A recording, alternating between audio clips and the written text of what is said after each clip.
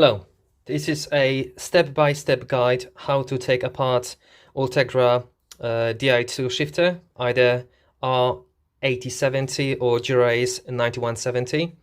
Pretty much they're exactly the same apart from the material of the blade. So yeah, watch and enjoy. First we're taking the bar clamp off.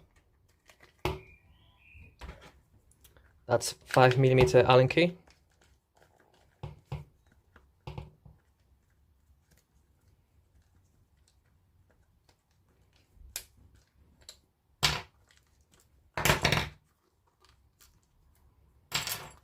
That's going to make it easier to remove the rubber hood.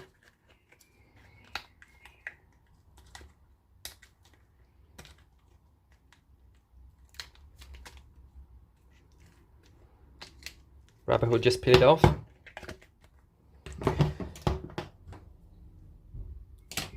Then we are using T8 to remove those two bolts.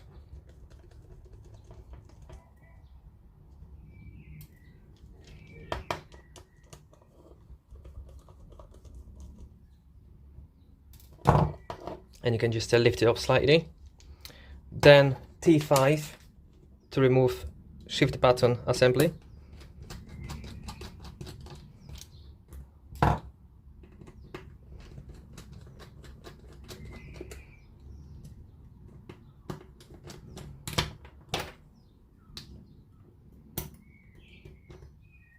Just be careful, there are springs, so release it slowly. Then you got two little springs and one big one. Little springs, the black bit facing up, and the big spring, the black bit faces down. Then you have a bracket. If you have any issues with shifting, what may have happened, one of these guide pins could have been broken off in a crash or any incident. So these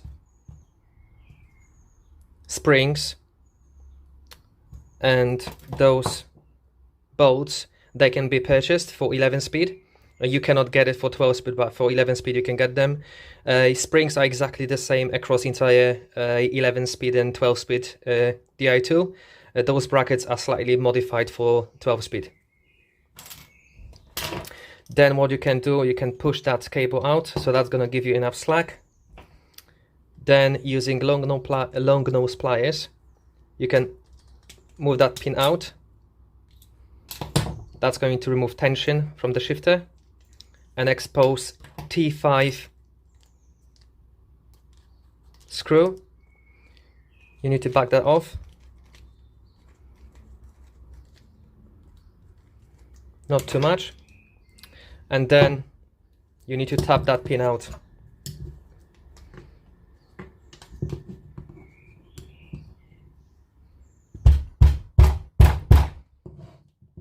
Possibly a little bit of hammer power.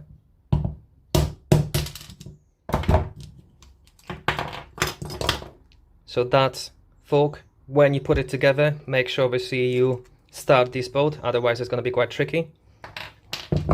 That pin can go only one way.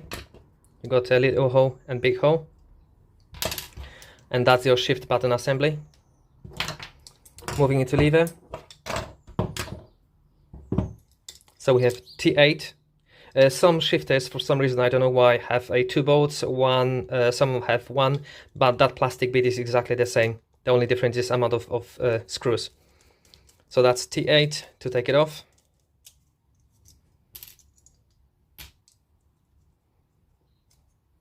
These cannot be purchased second-hand. Well, you can buy them second-hand, but not as a replacement.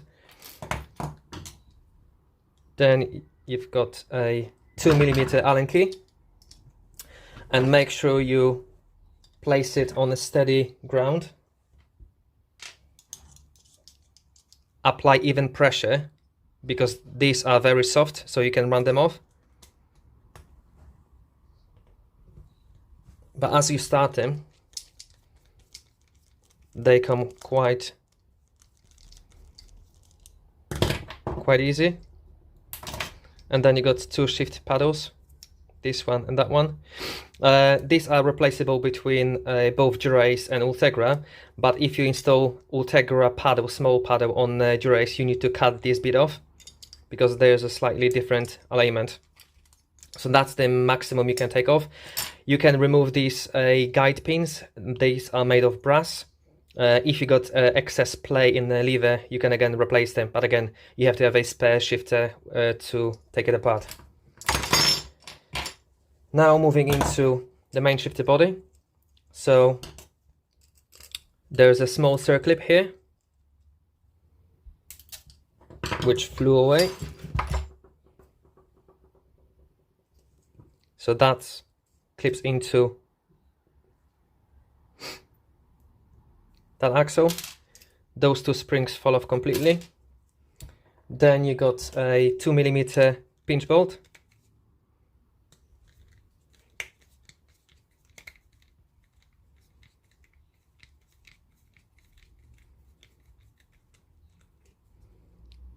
And that pinch bolt here should be only touching this bladder cap, because if you push it or if you screw it too much, it's going to crush it. And then you can fish it out. So that's your bladder, and obviously bladder can be replaced. Again, this is interchangeable across all Shimano. DI2 and both 11 and 12 speed are exactly the same. Same for this top hat. I call it top hat. Not sure what the proper name is. Then you got 2mm bleed cap. Again, that can be replaced.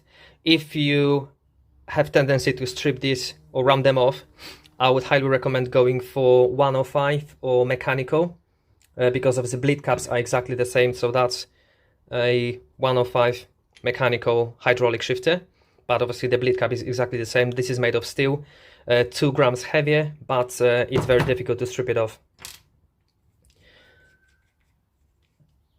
That can go off, and the only bit left is actually quite tricky.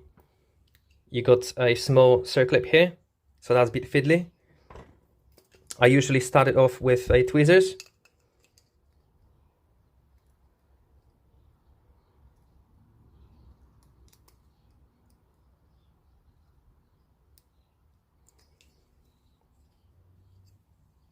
Then you can push the cylinder, and that should give you enough purchase to just take it off.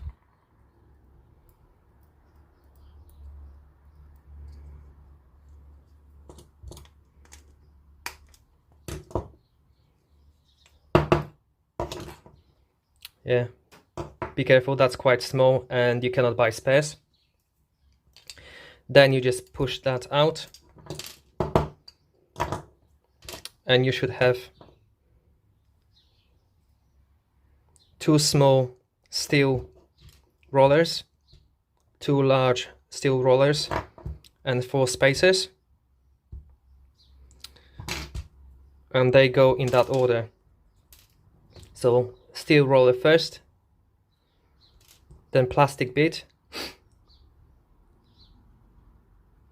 and the white piece goes here.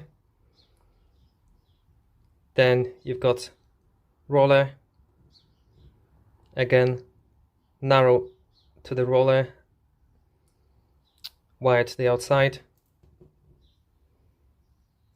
and in reverse order.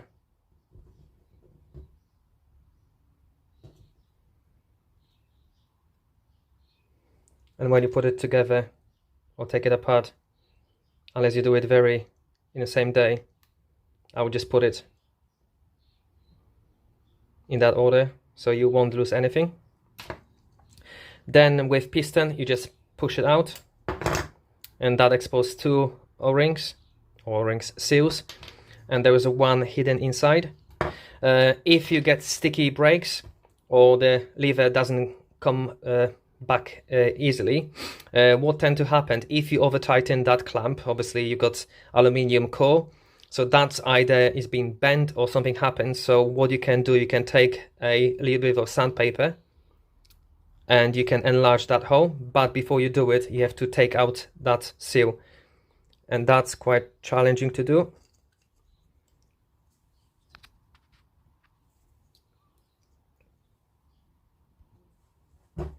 But what I tend to do, if you use a scalpel knife, I'm not sure if you can see it, see that black ring?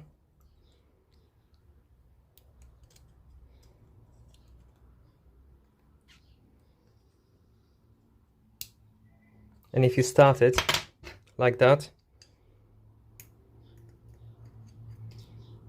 you can take it off.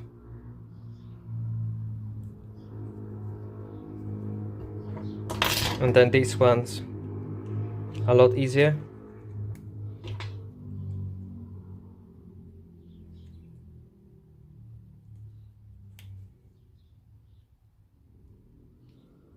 To take off.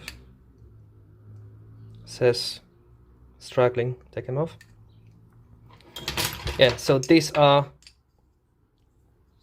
oh, that's a shifter in all pieces. I try to piece everything together.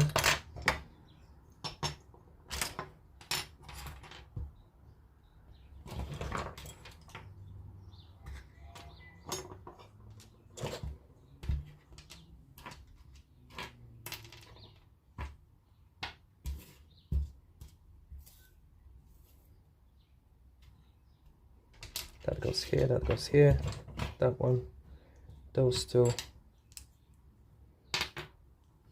Shift assembly. Just need to move everything here. All bolts, bladder, bar clamp, and a hood.